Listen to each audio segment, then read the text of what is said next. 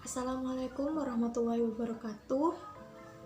Pada kesempatan kali ini, kami dari kelompok 1 akan mempresentasikan materi mengenai koperasi di negara Prancis, Inggris, dan Swedia. Tugas ini untuk memenuhi tugas mata kuliah koperasi dan kelembagaan pertanian yang diampu oleh dosen kami, yaitu Ibu Fevi Nurdiana Wijayanti SPMP. Kelompok 1 sendiri terdiri dari yang pertama Nabila Putri Wardani, kedua Ari Eko Wicaksono, yang ketiga saya sendiri Husnul Hidayana. Profil Koperasi Prancis. Latar belakang didirikannya koperasi di negara Prancis yaitu karena adanya revolusi Prancis dan perkembangan industri yang akhirnya menimbulkan kemiskinan dan penderitaan. Lahirnya koperasi yang didasari oleh adanya penindasan dan kemiskinan yang terjadi pada masyarakat kalangan bawah atau buruh di dalam sistem kapitalisme yang berkembang pesat pada saat itu, ternyata harus berhadapan pula dengan kelemahan dari dalam koperasi itu sendiri.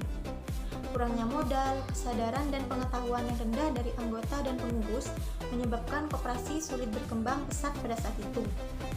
Koperasi di Prancis dipelopori oleh 3 tokoh yang sangat berperan penting pada perkembangan koperasi di negara Prancis, yang memiliki tujuan untuk mengentaskan kemiskinan dan mensejahterakan rakyat pada masa itu. Tokoh yang pertama yang menjadi pelopor berdirinya koperasi di negara Prancis yaitu Charles Fourier pada tahun 1772 sampai 1837. Fourier adalah seorang pedagang yang tidak berhasil dalam mengembangkan karirnya. Ia kecewa atas hasil revolusi Prancis pada tahun 1879.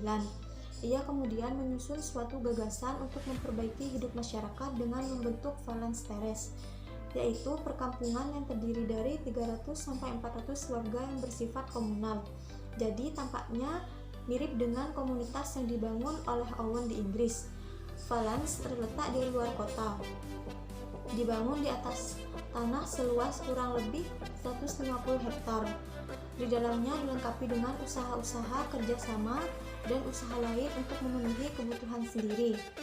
Hanya barang-barang yang tak dapat dihasilkan sendiri diperoleh dengan barter dengan Valence lain.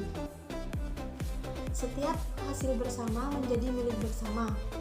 Setiap orang bekerja sesuai kemampuan dan keahliannya dan memperoleh penghasilan sesuai jasanya dalam proses produksi dengan tidak mengabaikan kebutuhan dan kelangsungan hidup masing-masing.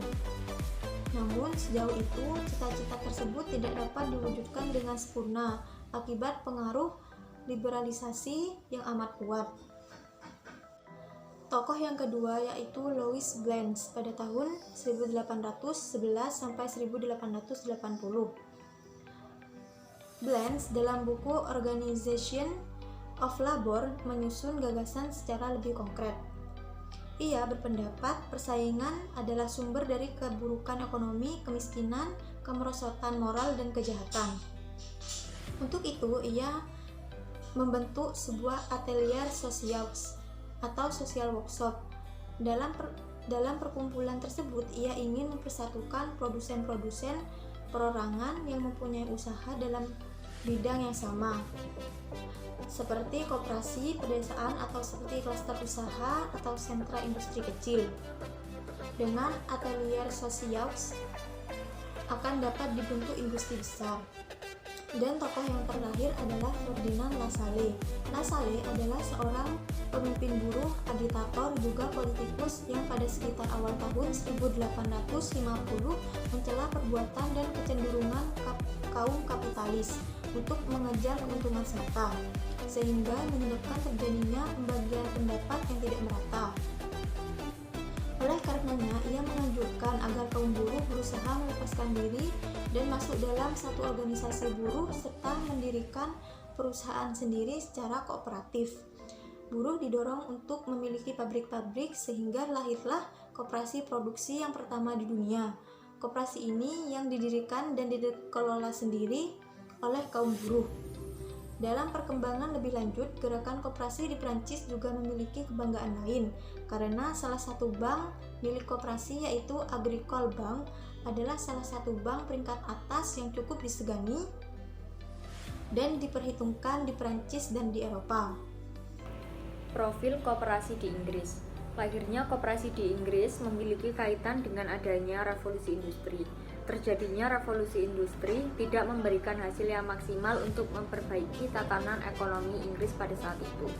Karena pada saat revolusi industri, sistem ekonomi yang dipakai adalah kapitalisme, yang hanya menguntungkan untuk para pemilik modal. Dalam masa perekonomian yang sulit ini, muncullah koperasi pertama di Inggris dengan nama Koperasi Rochdale dan dipimpin oleh Charles Howard pada tanggal 24 Oktober 1844. Pada awalnya, usaha yang dijalankan Koperasi Rochdale adalah penyediaan barang-barang untuk konsumsi sehari-hari. Lama-kelamaan, koperasi ini mendirikan sebuah pabrik dan perumahan untuk para anggotanya. Pembangunan pabrik pun membuka banyak lapangan pekerjaan baru untuk memperbaiki kondisi perekonomian pada saat itu. Beberapa tahun kemudian, koperasi mulai masuk ke dalam kegiatan pendidikan dengan membangun dan menyediakan tempat membaca surat kabar. Setelah melihat keberhasilan Koperasi Rochdale, berdirilah sekitar 100 koperasi pada tahun 1852. Untuk memperkuat gerakan koperasi ini, didirikanlah Pusat Koperasi Pembelian The Cooperative Wholesale Society. Pusat koperasi ini sangat berkembang pada tahun 1945. JWS memiliki 200 unit pabrik dan 9.000 pekerja. Prinsip-prinsip Koperasi Rochdale. Yang pertama, keanggotaan yang bersifat terbuka. Yang kedua, pengawasan secara demokratis. Yang ketiga, bunga yang terbatas atas modal anggota. Yang keempat, pengembalian sisa hasil usaha sesuai dengan jasanya. Yang kelima, barang-barang hanya dijual sesuai dengan harga pasar yang berlaku dan harus secara tunai. Yang keenam, tidak ada perbedaan berdasarkan ras, suku, agama, dan aliran politik. Yang ketujuh, barang-barang yang dijual adalah barang asli. Awal mula didirikannya koperasi di Swedia. Pada tahun 1911, gerakan koperasi di Swedia berhasil mengalahkan kekuatan perusahaan besar. Pada tahun 1926, koperasi berhasil menghancurkan monopoli penjualan tepung terigu yang dimiliki perusahaan swasta. Pusat Koperasi Swedia atau Swedish Cooperative Center (SCC) didirikan gerakan koperasi Swedia tahun 1958. Tujuannya memberikan masukan dan meningkatkan taraf kehidupan wanita dan laki-laki miskin serta peran mereka dalam membangun negara. Membangun usaha melalui kerjasama dan kolaborasi yang saling menguntungkan. Itulah prinsip yang dianut SCC atau prinsip berkooperasi tanpa batasan, Operation Hutan Grenzen. Visi organisasi SCC adalah dunia bebas dari kemiskinan dan ketidakadilan. Target kelompok utama dari SCC adalah wanita dan laki-laki miskin, khususnya di wilayah pedesaan Swedia. Kelompok ini adalah anggota biasa dari organisasi informal yang bekerja untuk tujuan kesejahteraan. Kemiskinan warga di Swedia umumnya akibat kurangnya kesempatan berorganisasi. Untuk itu, SCC bekerja secara partnership, memberikan dukungan, mobilisasi, dan pengembangan dari dasar keorganisasian untuk anggota dengan tujuan untuk meningkatkan kehidupan rakyat miskin. Dengan alasan tersebut, SCC juga bekerja mencetak opini dan dukungan publik yang menguntungkan pembangunan yang mendasar bagi masyarakat. Berikut adalah persamaan dan perbedaan koperasi di negara Prancis, Inggris, dan Swedia. Cukup sekian yang bisa kami sampaikan, kurang lebihnya mohon maaf. Terima kasih. Wassalamualaikum warahmatullahi wabarakatuh.